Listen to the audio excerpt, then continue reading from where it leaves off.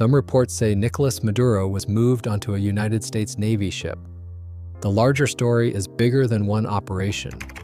The formation known as USS Iwo Jima Amphibious Ready Group is not just a floating fortress. It is a sea-based launch pad that can move Marines, helicopters, and heavy equipment anywhere without warning.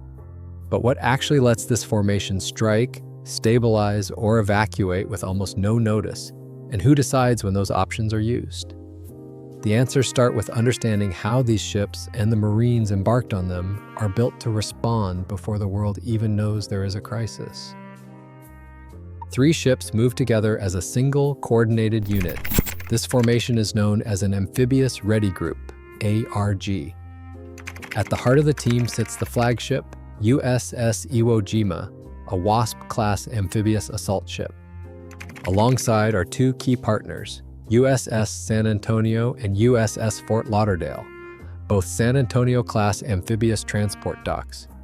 Each ship brings a distinct capability. The flagship acts as the aviation hub and command center, controlling flight operations and housing the main headquarters. USS San Antonio and USS Fort Lauderdale carry troops, vehicles, and landing craft, serving as the backbone for moving Marines and their gear from ship to shore. The command structure flows from a single amphibious squadron commander known as the Fibron Commodore, who directs the entire group from the flagship. Orders pass down through ship captains, aviation officers, and Marine commanders, ensuring that every move, whether launching helicopters or deploying landing craft, happens in sync. This tight coordination allows the ARG to act quickly, whether the mission calls for a raid, an evacuation, or a show of force just offshore.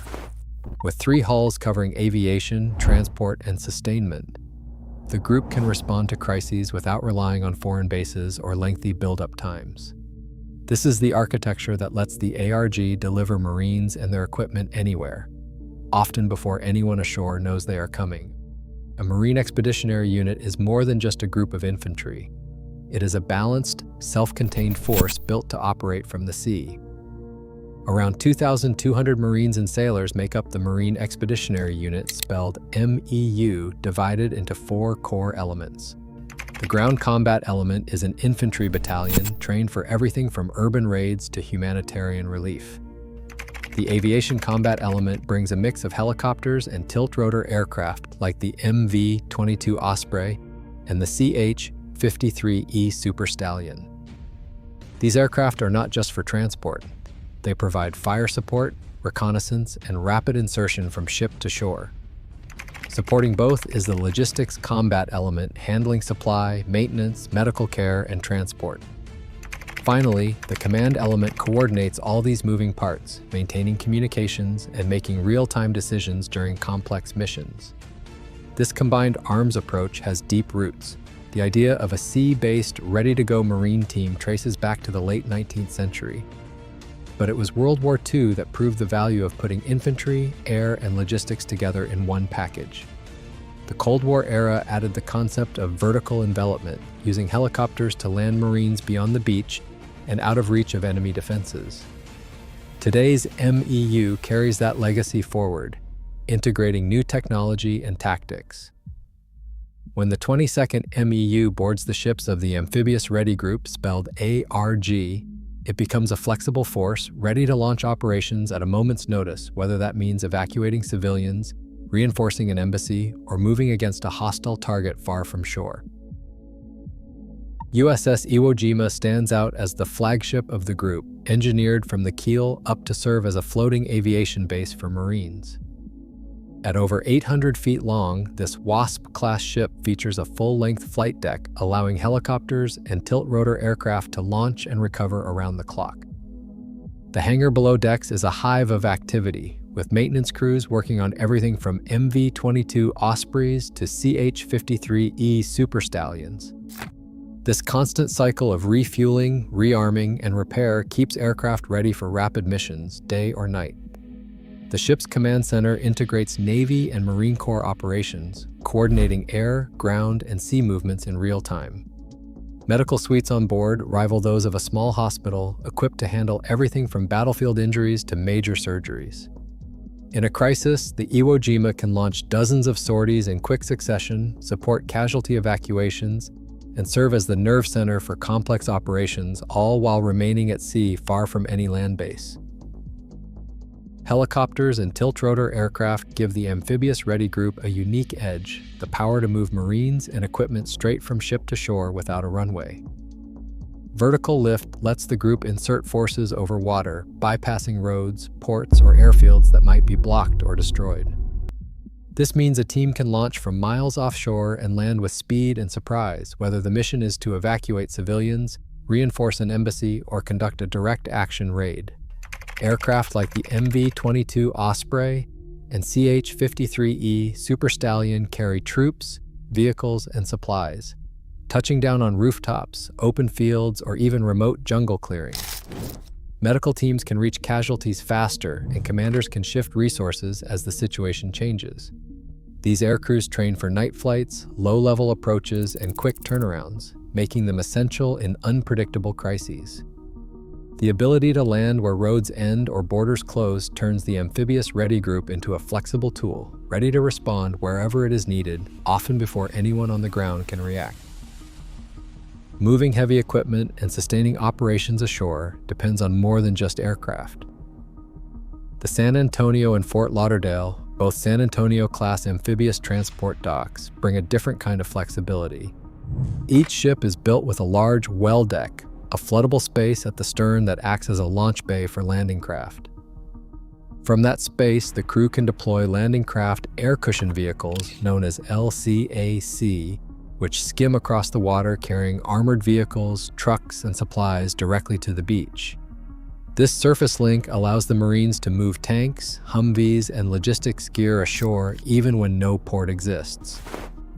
Having two amphibious transport docks in the group is not just about extra capacity.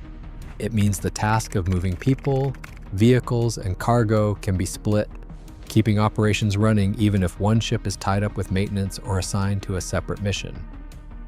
Redundancy in hulls translates to resilience in the field, ensuring that the flow of reinforcements and supplies does not stop, no matter how long the mission lasts or how rough the conditions become. A crisis unfolding near the Venezuelan coast triggers a unique set of calculations for United States planners. The amphibious ready group, paired with its embarked Marine Expeditionary Unit, is tailored for unpredictable environments. With the ships stationed offshore, the United States can project a visible presence without crossing territorial boundaries, a move that sends a diplomatic message and preserves operational flexibility. From this position, commanders can choose from a menu of responses, evacuate American citizens, reinforce an embassy, secure sensitive facilities, or deliver rapid humanitarian aid. The ability to launch helicopters and landing craft from international waters means there is no need to negotiate access to foreign airfields or ports, reducing both risk and political friction. This sea-based posture allows decisions to be made in real time, matching the pace of events on the ground. For regional governments, the sight of an amphibious ready group just over the horizon serves as both reassurance and a warning, shaping negotiations before a single Marine steps ashore. Operating close to another nation's coastline comes with legal and political hazards. International law, especially the United Nations Convention on the Law of the Sea, draws sharp lines between what is allowed in international waters and what could be seen as a violation of sovereignty. For any claim about an amphibious group's involvement in a high-stakes operation, four main pillars of verification help separate fact from rumor. First, official Navy or Department of Defense releases. Without these, most stories remain unconfirmed. Second, ship tracking data such as automatic identification system logs can show where vessels actually sailed. Military ships often go dark in sensitive zones. Third, commercial satellite imagery can reveal ship locations or flight deck activity. Image timestamps and context matter. Fourth, after-action reports or congressional records may appear months later, filling in gaps. If a report lacks these forms of evidence, caution is warranted. The risk of escalation, diplomatic fallout, or misinterpretation always hovers over operations at sea. In the next chapter, the unseen assets and silent partners that shape these missions come into focus. Even now, a United States amphibious ready group can appear off nearly any coast within days, projecting not just force, but options. As global crises evolve, the ability to act from the sea remains a real-time lever of American influence. The world's next flashpoint could be just offshore.